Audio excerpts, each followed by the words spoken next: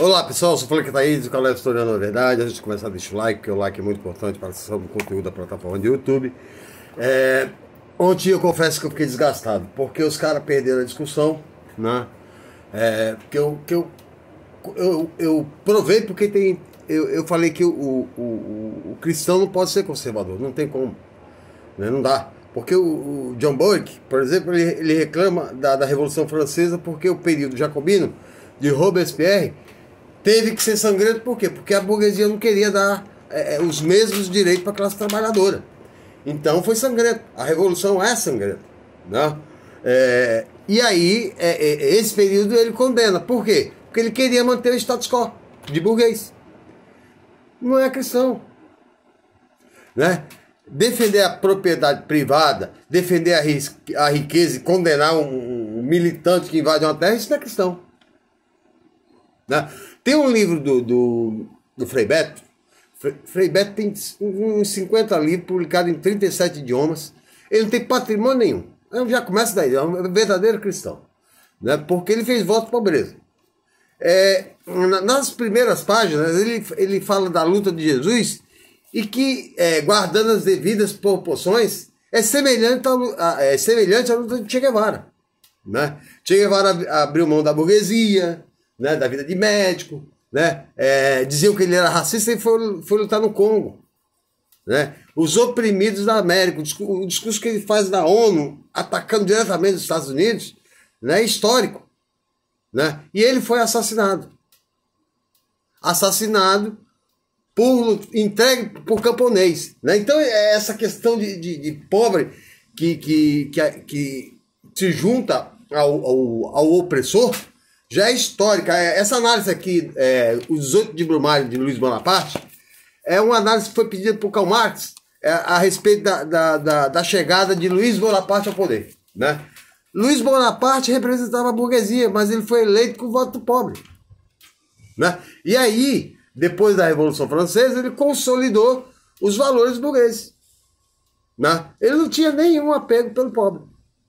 É o caso do brasileiro. Ele elegeu Bolsonaro. Bolsonaro é de direita, ele não tem apego nenhum pelos valores do pobre, né? Por isso, né, a burguesia mantém ele no poder. Porque a burguesia também, lembra que eu li o texto do Frederick Engels, né? Já naquela época eles pensavam assim, eles nunca vão mudar, né? Porque a lógica do capital é a expropriação, né? É arrancar o couro do cara. Quanto mais arrancar o couro, mais ele vai se manter confortável. Ele nunca acaba a sede de dinheiro dele, né? Aí eu fui pensando nos valores, porque eu li o Burke, né? O Burke vai dizer que a Revolução Americana é a mais tranquila, que os conservadores também dizem. Só que a Revolução Americana diz que todo homem nasce livre. Esse aqui é o segundo capítulo. Todo homem nasce livre, menos o negro e o índio, que ficaram escravos, né? O índio, os conservadores do Sul deram a solução final, eliminaram os 8 milhões em 8 anos. E os negros guardaram para ser escravo, né? Na história, né, tanto do Brasil ou de lá, as negras foram mais estupradas que as brancas. Porque a negra era produto, era uma peça do senhor da Casa Grande. Então ele estuprava a hora que ele queria. E ela tinha que ceder. Nos Estados Unidos, por exemplo, um negro forte, de bom sangue, bom tamanho, ele botava para fazer sexo com a mulher do outro, para gerar um filho saudável, melhor. A propriedade faz assim, né? Tinha negra de ganho. O que é negra de ganho? A senhora compra, ela vai para a rua se prostituir e ganha dinheiro para ela. Então, isso em nome de Jesus, né? É o conservadorismo agindo. Isso vai durar muito tempo, né? Pessoas vão morrer por causa disso. E pessoas do bem, né? O filme do Fred Hampton é belíssimo, né? O Jesus Negro, né? Porque agentes da CIA se infiltraram, né? Porque começaram a perceber que ele tinha uma oratória muito bonita, empolgante, né? Ele vai ficar vivo até o julgamento do vice-presidente dos Panteras Negras, né? Quando ele sai do último dia de julgamento, o julgamento já tinha sido feito um ano anterior e eles tinham sido libertos. mas um conservador reaça que assumiu o poder quis se vingar. Tem um caso que é marcante, Jalim Mutaquim. O Mutaquim foi preso em 1970, foi liberto esse tempo aí, em 2020. Ele tinha condicional, em 92 não liberaram ele. Ele ficou preso 50 anos, por acusação sem provas. Né? Eles não têm muita ética. Vê o caso do Moro. Né? O Dallagnol, a promotora, a maior promotora de combate, especialista em combate à corrupção do mundo, que ele achava uma ídola, não sei, ele citava em tanto lugar. Ela olhou o processo que veio no Brasil e falou: esse processo é viciado, não tem materialidade. Né? Quando você assiste o depoimento do Lula, tu vê um cara oprimido, né? Porque a juíza ela já anuncia que vai condená-lo, mesmo sem materialidade. Por quê? Porque não gosta. Né? No entanto, né? Veja, o Lula, ele foi levado em condição coercitiva, que é ilegal. E o que aconteceu? A Polícia Federal entrou 6 horas na casa dele, arrombou a porta, levantou os colchão, tem cocaína aí, tem droga. Vê se isso faz um presidente. Né? No maior desrespeito. O avião que via de Curitiba para São Paulo joga esse lixo de cima para baixo. Veja só. Esse preconceito sempre existiu contra o Lula. Né? Porque os caras, como vai ser presidente, não fala inglês? O presidente dos Estados Unidos não fala português. Por que eu tenho que falar inglês? No entanto, foi o melhor presidente. O Fernando Henrique tem uma inveja dele danada. Porque o PT cooptou os maiores intelectuais do país. Tirou tudo do PSDB. Né? Paulo Freire é um exemplo. Foi pro PT. Darcy Ribeiro, Caio Prado Júnior, todos. Não ficou um no PSDB. Por quê? Porque o Fernando Henrique foi orientado no doutorado dele de Sociologia pelo Florestan Fernandes. Né? Mas ele falou: esqueça tudo que eu pensei. Né? O Serra, o filho do Lula, ele foi investigado durante 10 anos, não acharam nada. Mas a Vanessa Serra tem dinheiro para dar com o pau no que investigaram ela. Porque faz parte do mesmo grupo. Né? São a classe média. Eles comem nos mesmos restaurantes, eles passeiam para Disney, eles vão nos mesmos lugares, eles têm os mesmos valores. Né? No entanto, por exemplo, né, tem preso aí, né, que está preso há 4 anos, né, sem julgamento. Não pode. A prisão provisória é só 30 dias. Mas ele é um injustiçado. O Florestan fala que ele é o marginalizado da vida. O Gessé Souza fala que ele é a ralé. Ninguém dá importância. Né? E qual foi o crime? Um crime, muitas vezes, que esse religioso que se diz conservador condena também. Quando ele devia proteger. Porque Jesus fala os injustiçados da terra. Os injustiçados, às vezes, é uma pessoa que rouba para comer. Santo Agostinho defende o crime famélico. Né? E Santo Agostinho é um peso na construção religiosa do século IV absurda. Né? Paulo fala do amor. Né? O amor no Coríntios 13 é belíssimo. Né? Como é que o Silas Malafaia condena o homossexual? Se o amor é um sentimento mais poderoso. O amor tudo crê, tudo perdoa, tudo releva. Né? Isso é reacionarismo. Né? É não acreditar nos outros, ele julga ainda. Né? Jesus chegou a dizer que não cabe a mim o julgamento, cabe ao Pai. Jesus não era autoridade. Como o Silas Malafaia? Né? O negócio está ficando louco com esses caras. Né? Às vezes, outro dia eu comentei com uns amigos aí que tá se criando uns pastores aí meio talibã. Né? Tem pastor que fala que mulher não pode falar na igreja. Mulher não pode ser pastora. Se quiser falar, fala em casa pro marido. Porque o marido é autoridade. Mulher usar calça é a coisa do Satanás, é a coisa do marxismo comunista. Ele nem sabe o que é. Eu nem vi ontem. Né? O que o padre falou do marxismo. Aí eu já notei que ele estava falando de má fé, que ele não sabe nada. Né?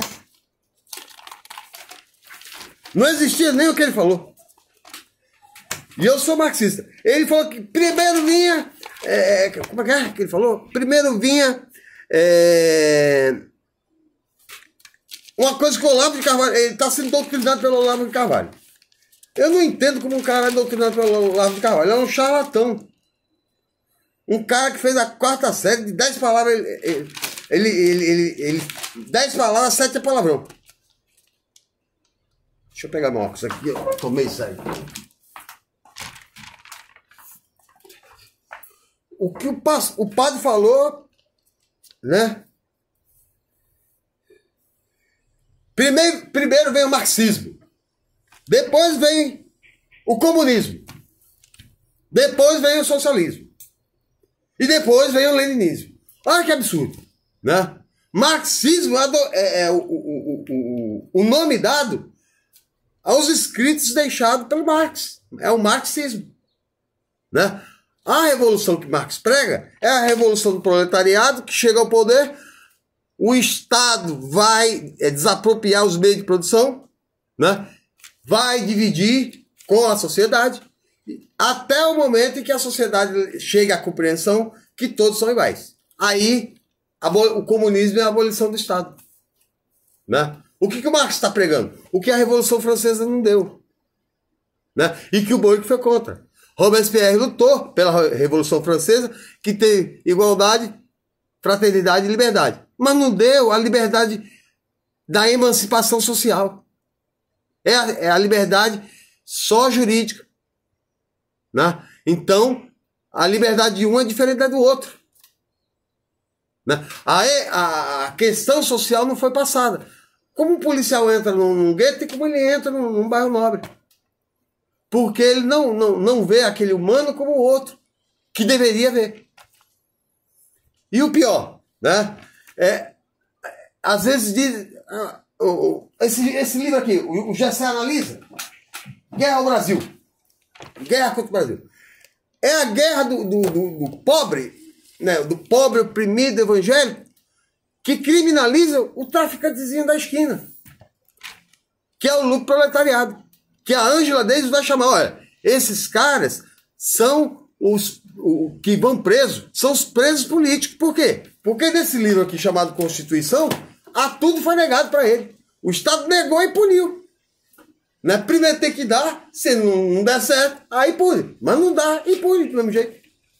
Olha o trabalho que a Bia Kicis está fazendo agora. Ela quer reduzir a menoridade penal. Quem é que vai preso? É filho de pobre. O que Jair Bolsonaro defendeu esses dias aí? Trabalhar com 10 anos. Quem que trabalha com 10 anos? Filho de pobre. Né? E aí, como é que o filho de pobre vai competir no mercado de meritocracia com o rico? Se ele está prejudicado trabalhando. É uma coisa louca. Né?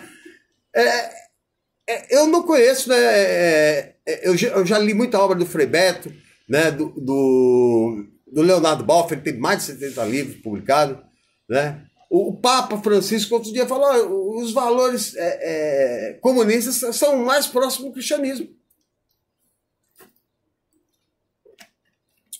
Aí vem a deputada chamar ele de vagabundo, né? Isso deu uma briga na faculdade uma vez, porque a professora conservadora falou: eu particularmente acho Marx vagabundo.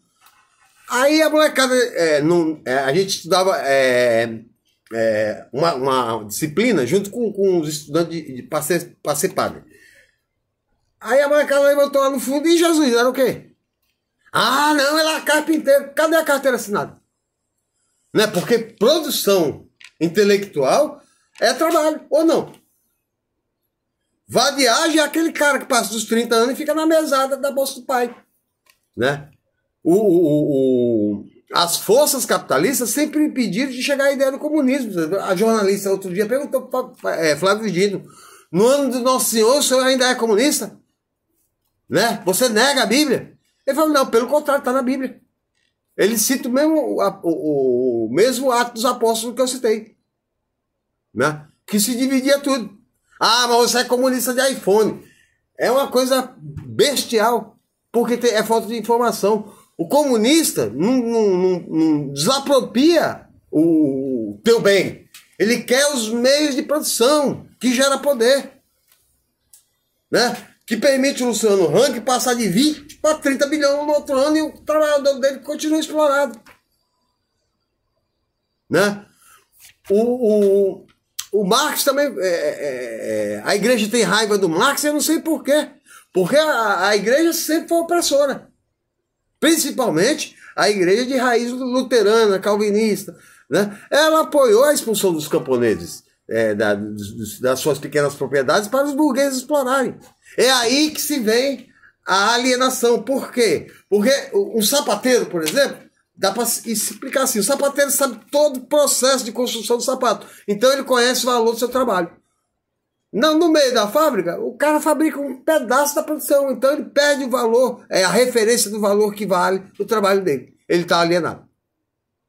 E aí ele tem que descobrir, através do materialismo histórico, dialético, como ele chega ao preço do salário dele justo.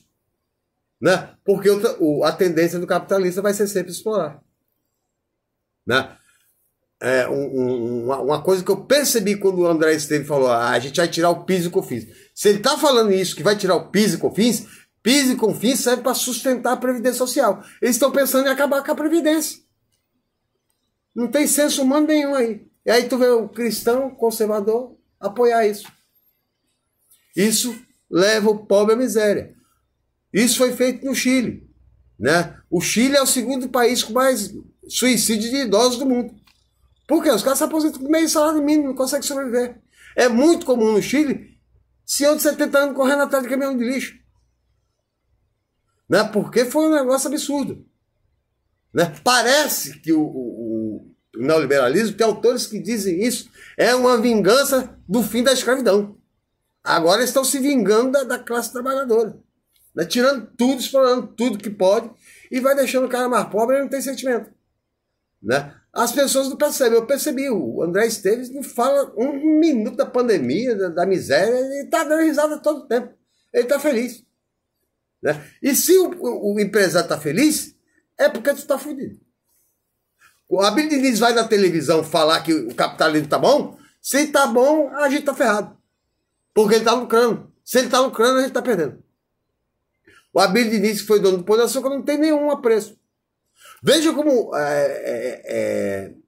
esse povo também é desonesto. Né?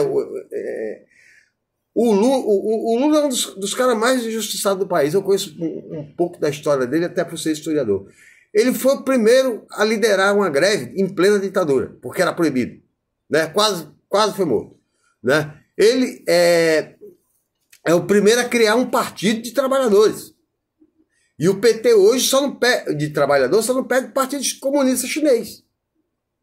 Né? É um dos maiores partidos do mundo. Né? O Lula não acabou porque o PT é unido. Né? Por isso que outros partidos somem, o PT não. Né? E quer queira ou quer não, né? Com toda a força do Estado, queriam condená-lo. Mas não tinha prova, seria imoral. Né? Se não tem materialidade, não tem como julgar. Aí o cara de pau, né? Aquele 9 dedos ladrão. Ele não respeita uma decisão de justiça. Se fosse o filho dele, ele mudaria de ideia. Mas como é com o outro, né? Isso não é cristão. Né? Como é que pode? Como é que pode, né? O cara pregar, ser contra o aborto, mas ser a favor da pena de morte? Então deixa nascer para matar depois. E quem vai morrer na pena de morte? É o pobre. E já teve pena de morte no Brasil. No período do Dom Pedro II.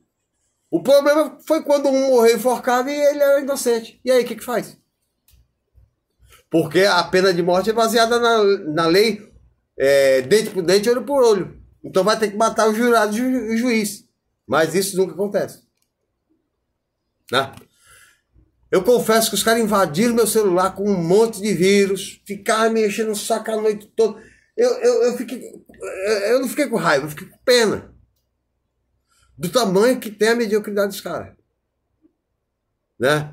A menina, ela é professora de história, essa Ana Paula Campanholo, é professora de história, né? E ela persegue professor. em Santa Catarina. O papel dela é perseguir para ver se não está ensinando nada de esquerda. Que ela não quer. Então o professor não tem liberdade em cátedra para ela. Né? Ela fala cada coisa de Karl Marx, aí a trapaça de uma historiadora. Por isso que ela toma pau no mestrado. Né? Ela pega um livro de um pastor evangélico para falar de Karl Marx. Né? Aí diz que ele é assassino. Meu, assassino tem gente, né? Muito pior do que ele. Racista. Ele ligava pro presidente dos Estados Unidos, que era o Abraham Lincoln, para parabenizar pela luta, para dar força para a luta. Marx nunca teve isso. Né? O Friedrich Engels, né? Ele passou tanta miséria que quando o pai do Engels morreu, que era um burguês rico, e o Engels abriu mão dessa riqueza, ele vendeu tudo e deu a parte, ó, quanto precisa para tu escrever tranquilamente o resto da vida, porque o Friedrich Engels acreditava que ele era a mente mais brilhante do mundo. Tanto que o Manifesto Comunista é o livro mais vendido de todos os tempos. O documento político, só fica atrás da Bíblia. E é o mais lido também. Né? O mais belo livro do Marx, esse livro aqui, isso aqui é um artigo de jornal, 18 do Mário, que ele escreveu nos Estados Unidos. Isso aqui até hoje é usado nas universidades de ciência política, porque ele previu como ia acontecer a queda do Luiz Bonaparte. Né? Uma análise sociológica brilhante. Né? O texto mais bonito, crítica à filosofia do direito de Hegel, ele põe o homem no chão, na razão, na reflexão. Ele é extremamente importante. Né? Todos os autores de humanas, né, a sociologia, Marx entra. Na história, Marx participa. Filosofia também. Economia também. Então ele entra na universidade, parte para... Né? É o pensador mais combatido pela burguesia e é o pensador mais admirado pelas pessoas que pensam em justiça social até hoje. Ele fez o pensamento dele que levou à Revolução Russa. E por que teve a Revolução Russa? O povo estava morrendo de fome. Né? Eu fui ver a exposição do Alexandre Nicolau, que era o homem mais rico do mundo. Eu não sei como ele aguentava aquela coroa na cabeça, ia pesar uns 30 quilos de ouro. E o povo morrendo de fome. A mesma coisa, a Revolução Francesa aconteceu pela fome. Por isso que o Esteves, André Esteves, tem que dar essa migalha de 400 conto aí, porque se o povo ficar com fome, fica perigoso. Porque ele conhece a história, ele não é burro. Né? É dali que a burguesia, né, dá um pouco social, mas ultimamente o neoliberalismo está muito faminto, ele nega qualquer senso humano. Né? Até o Paulo Guedes perguntar para ele qual é a diferença do neoliberalismo para o cristianismo, neoliberalismo para o socialismo. Ele fala, o socialismo é fácil, é só ler a Bíblia. É claro. Né? O neoliberalismo, você tem que ser perverso. Principalmente com os mais pobres. É sempre para quem sobe. Até a próxima.